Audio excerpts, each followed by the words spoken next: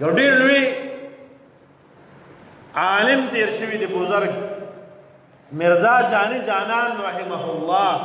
ډېر لوی عالم تیر شوي دی دلی هغه په خپله طبیعت نه ډېر سخت و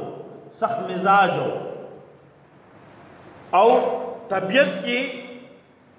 د بعضې کار به چې وران جاړولي د په دې باندې به ورته کار راتلو یو پیرو ته یو باچا والا خواله راغلی و هغه ورته وایي حضرت زه راباندې خپل لاس وبس کم د لاس نه هغه وایي زه چې ستا خوښه ده نو اوس که راباندې نو هغه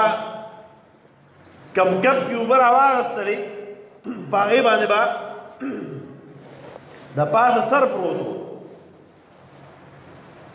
مونږ خلک خو دا خیال نه ساتو بس که دوړې ور پرېوتې او که څښاو ګیلاس او که پاک و اکثر پکې دننه ګوتې ورکړې مونږه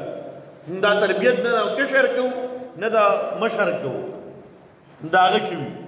اکثر یې ګیلاس کې دننه ګوتې ورکړي جام کې اکثر دننه ګوتې ورکړي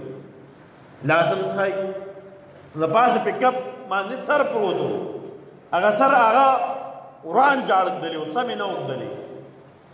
هغه د بادشاه دومره سخت مزاج و بادشاه ته کار شو چې ته په کپ باندې سم سر نشي کېښودی ته به ملک سم سوچلی نو ملک به څه خیال وساتي ته یو کپ نشي سمولی په کپ سر نشي سمدلی ته به د ملک نور ذمهدارۍ سمې څنګه وچلی دومره سخت مزاج و الله رب العزت ورته یو بیبي ورکړه د طبیعت د سمولو دپاره هغه د نه زیاته سخته وه دومره سخته مزاجه وه جبه کې ډېر تیزي وه یو بیری یو مورید سکار پسې ولېږه چې لاړ شه ورته ووایه چې دا پلانکې سکار دی دا وکړه څه یې غوښتل دا راکړه دا مورید ته یې ورې ټکولې دي بیبي ورله خواله راله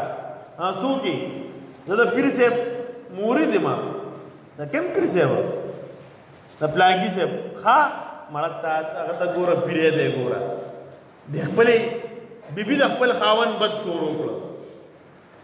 ستا پیر هم ماته معلوم دی وایه څه غواړي پلانکي چیز غواړي په ډېر قار غوسه باندې چیز ورکړی دی او ډېر بد ردی ورته ویلي هغه چې څنګه راغلی دی د پیر صاحب ته وایي چې حضرت صاحب دومره بد زبانه ښځه دی ده ته دې سره ژوند څنګه تېروې دا خو ډېره تېزه ښځه ده اور په خوله کې وړي خیال دی که نه بهرحال هغه ورته وایي چې بس گزاره ده کوو برداشت کوو که نه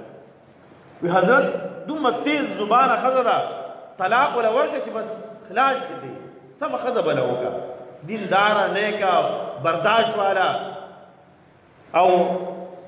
حوصلې والا ښځه وکړه بلا شي تا ته میلاویږي هغه ورته وایي د یو وجې د طلاق نه ورکوم یو وجه دا ده چې که طلاق ورکړم بل چا سره به نکاح کوي نو بل کس به په تکلیف کې اخته کېږي یا به هغه برداشت کوي شي یا به نشي کوي روزانه به جنګ جګړې نو بیا د بل به کور روانېږي نو ولې د بل کور روان کړم